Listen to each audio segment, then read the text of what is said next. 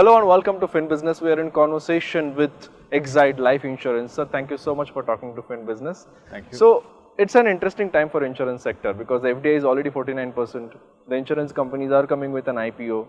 So, in this interesting time, what are the transformation that is happening at Exide Life right now? Exide Life Insurance, in fact, has been focusing on all three segments, which is basically the bank assurance, tied agency, and the broking channel. We have had a very good track record in the last 15 years in building all the three channels. And specifically in this year, we are also looking at further strengthening our bank assurance channel. What we are primarily doing right now in the bank assurance channel is that we are going into small banks, we are going into payment banks, we are going into cooperative banks. We believe that there is a very huge potential in this segment. Primarily, you are aware that most banks have tied up with some life insurance companies or the other, and it's going to be some time when the open architecture is going to come. Right. So in such time, what we are focusing on is to see where our opportunity lies and where is the opportunity for the industry. Since you mentioned about open architecture, that allows me to ask an immediate or a second question is about IRDAI has already allowed you to tie up with 3 banks. So there is an already open architecture. How are you going to utilize this? What kind of tie-ups, collaboration, partnerships you are making with banks to distribute your products? What we are doing is that we are reaching out to banks to explore the possibility of doing a new tie-up. Okay, that work has been parallelly going on. We already have a fair amount of tie-ups with the cooperative segment, and we also have with one payment bank as well. In the cooperative banks, what we've been doing is that we have established ourselves an ecosystem to make sure that we are able to service the cooperative banks, and we are also able to value add to their customer base. Okay. What we've done is that we have set up an ecosystem in the organization which is focused and which is supporting the cooperative banks alone. And there is in order to make sure that the focus is there to build distribution as well as to give the right service and also the right products, what we've done is we've set up an entire team which focuses on the cooperative segment and gives support to the cooperative segment.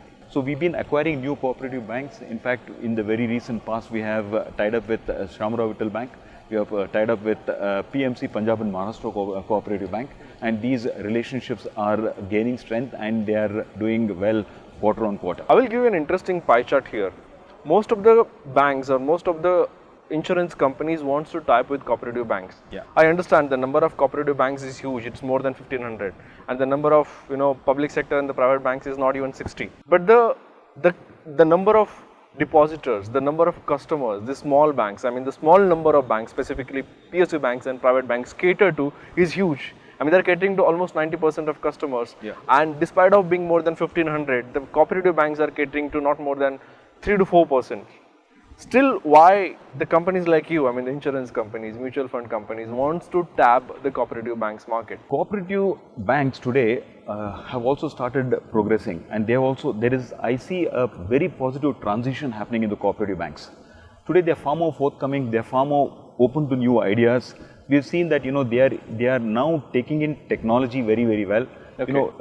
What also is happening is that we see that in the cooperative banks the reach is very, very strong, and the relationship between the customer and the bank is very, very strong. So we are capitalizing on the relationship that the bank already has with the customer base. So what we are doing is that we are giving a holistic solution. See, it's all about not about having a relationship. How will the relationship blossom and how will the relationship become very strong? Why would someone stay with me for 10 years and wanting to do business with me? And why would someone new also wanting to tie with me? You need to give them the right technology. Yes. You need to give them the right products. Training and development is another very key segment where we make sure that we are imparting the right training to our employees as well as to also the staff of the bank. Okay, it's a huge value add. Okay, we have in fact tied up with Kinderbrother International, a very renowned training institute, wherein we impart training modules from the Kinderbrother International to the staff of the cooperative banks. So they see a lot of value add, and we are seeing that more and more bank branches are now selling life insurance, and they are very open to also insurance. The good thing has been that we have been able to impress upon our banks that make sure that the reach to the end customer is very strong, and at the ground level there are people selling more and more life insurance, because there is for the bank They have their core banking work as well, and they also look at insurance as an additional product.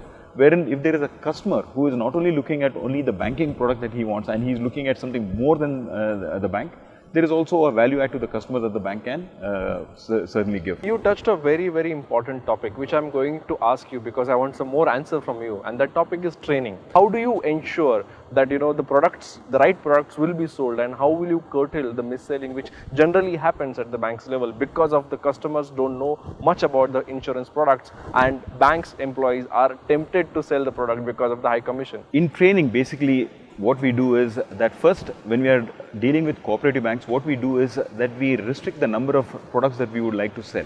Right. The fewer number of products that, you know, the bank staff and our field staff are trained is better, because then you become an expert in those products, and you know the product like the back of your hand. So, you know, you don't confuse yourself and you don't confuse the customers as well. Okay. What we do is we impart different types of training for both the field staff of the bank and as well as our staff. One is the product related knowledge. What we do is that we do some intense training program on products, our products and also our competitors' products, so that they are, you know, well aware of the product, of their own product and also their competitors' products. Second is industry knowledge. We give them knowledge about the industry, how the industry is doing, you know, what's happening in the industry, what are the new trends in the industry, and so on and so forth.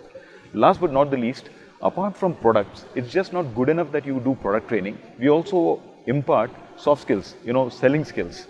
It's very important for them to have training on selling skills, for example, negotiation skills, closing skills, you know, marketing skills. So what we do is that we have various training modules wherein on a regular basis we publish a calendar and we make sure the calendar is followed, and there is a dedicated team, training team, which makes sure that people are going through various types of training program. We also customize it to a particular bank. There is a test that every person who is selling a product has to go through. One, of course, there is regulatory requirement as well. For unit-linked products, they need to be certified.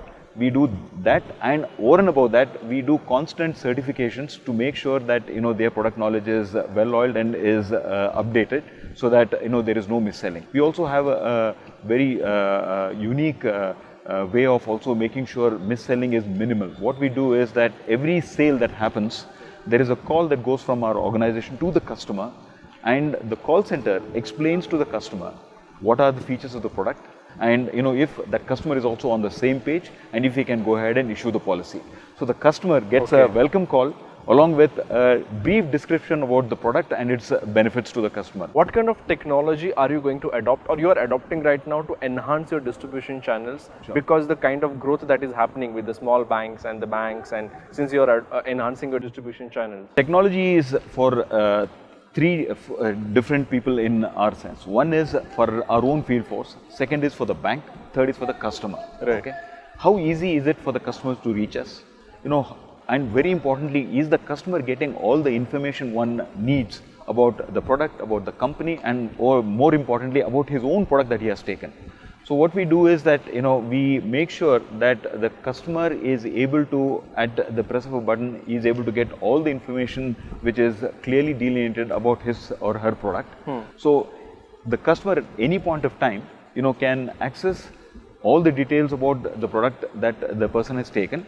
And of course, there is also a free toll number where he can reach out and take all the information he or she needs. You know, we have assimilated our technology with the bank's technology. And very importantly, what we've also done is that every information that the customer, that the bank needs about their customer and also the business done is all there available to them.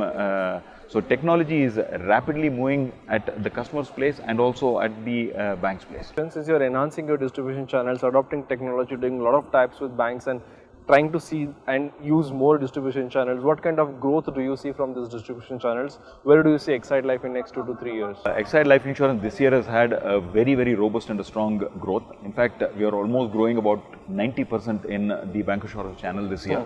And we are seeing a huge potential, and we are seeing a very bright future ahead, with now, you know, the regulator having allowed 3 life insurance companies to be sold by every bank. I think, you know, we have a huge potential here.